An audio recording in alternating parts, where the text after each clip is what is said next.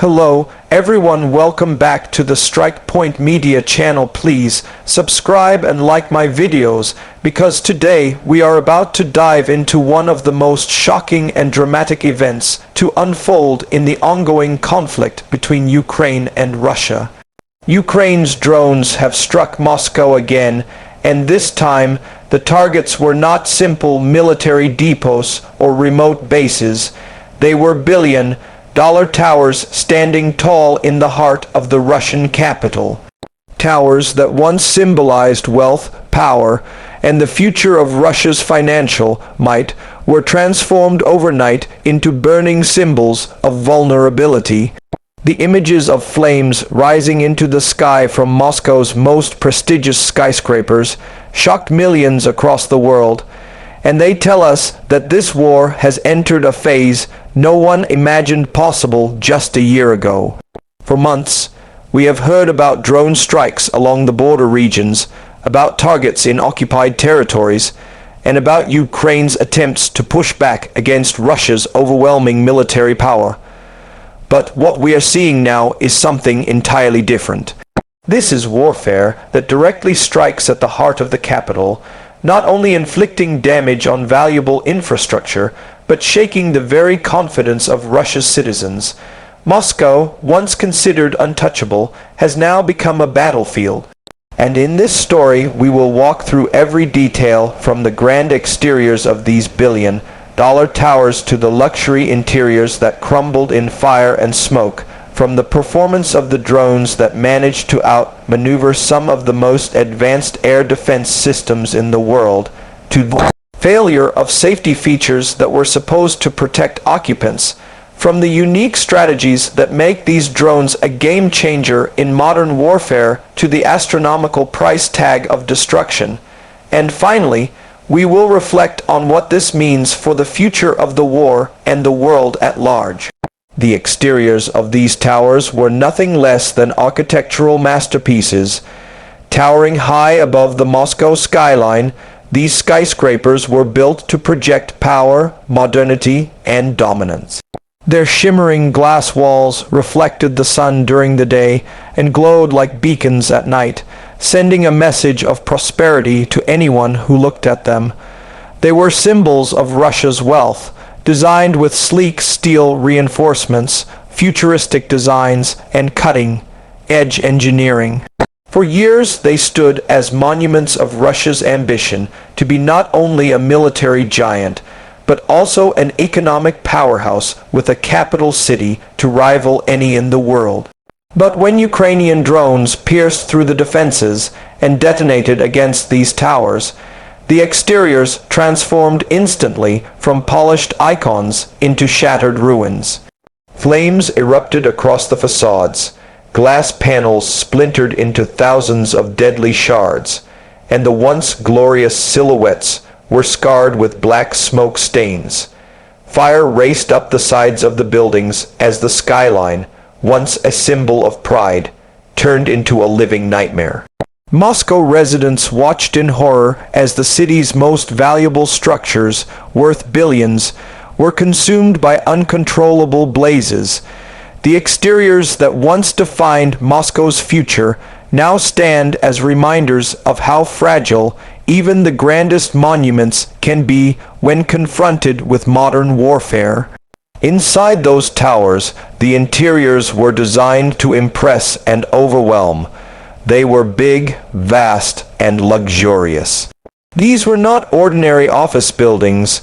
They were the heart of Russia's corporate elite, designed with wide marble lobbies that echoed with footsteps of businessmen and diplomats, vast conference halls where multi-million-dollar deals were sealed, and luxurious offices fitted with leather chairs, glass tables, and high-tech systems.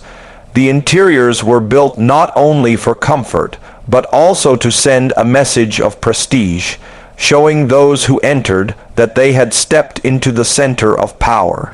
But when the drones struck, all that grandeur dissolved in a matter of minutes.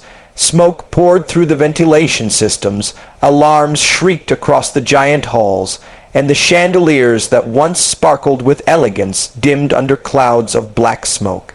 People scrambled through the corridors, some covering their mouths with jackets, others clutching their briefcases as if it would protect them from the chaos.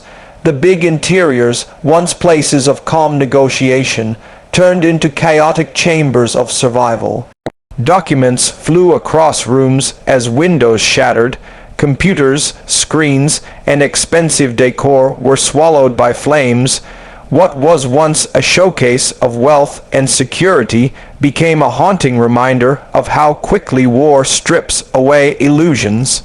Those inside realized that no amount of luxury could shield them when the building itself became a target of war. When we look at the performance of Ukraine's drones in these strikes, we begin to understand how warfare itself is being redefined. These drones are not massive fighter jets or ballistic missiles worth millions of dollars.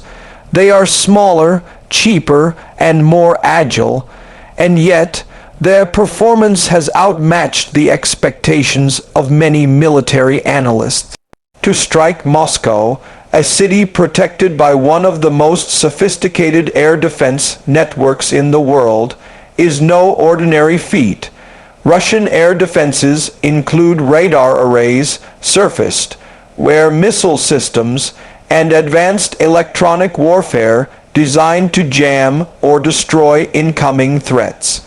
But somehow, these drones manage to slip through, fly low, evade detection, and deliver devastating blows right into the center of the capital. Their performance lies not only in their precision, but in the psychological impact they leave behind. It is not just about physical damage. It is about showing the world that the mighty walls of Moscow's defenses can be breached by relatively low-cost technology. Each drone becomes a symbol of resistance, carrying with it a message far louder than the explosion it causes. The safety features of these skyscrapers were supposed to represent the best that modern engineering could provide. High-tech fire suppression systems, automated alarms, reinforced stairwells, and evacuation drills. All of these were put in place to ensure that in the event of an emergency, occupants would be safe. But war has a way of revealing the weaknesses that peacetime overlooks. When the drones struck, fires erupted so quickly and spread so violently that the safety systems were simply overwhelmed. Sprinklers activated but could not douse the flames that were fueled by explosions and shattered gas lines. Smoke choked the air so fast that ventilation systems failed to keep up. Stairwells clogged with panicked workers running for their lives.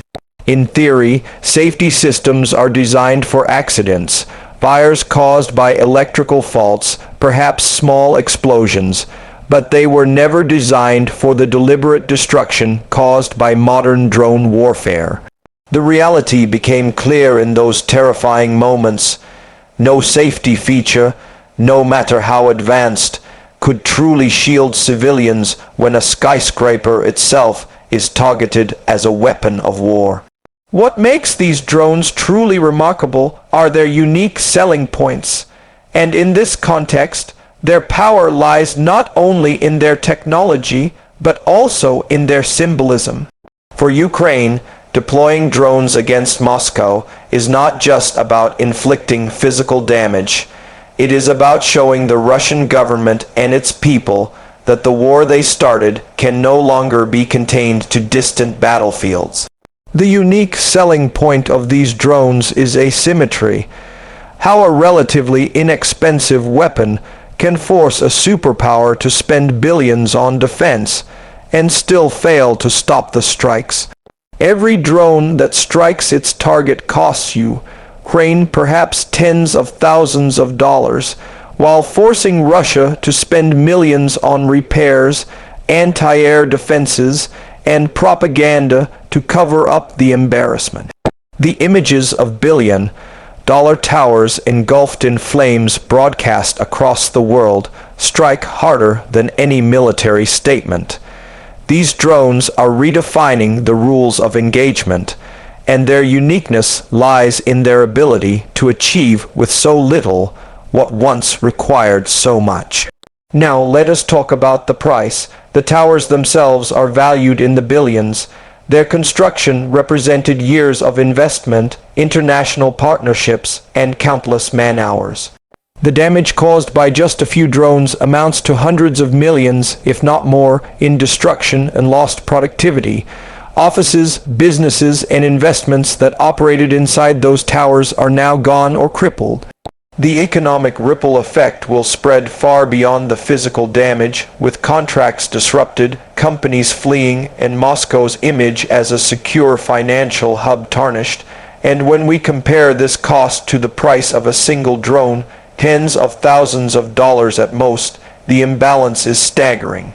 It shows the world that modern warfare is no longer about who has the most expensive weapons, but about who can use innovation and adaptability to their advantage.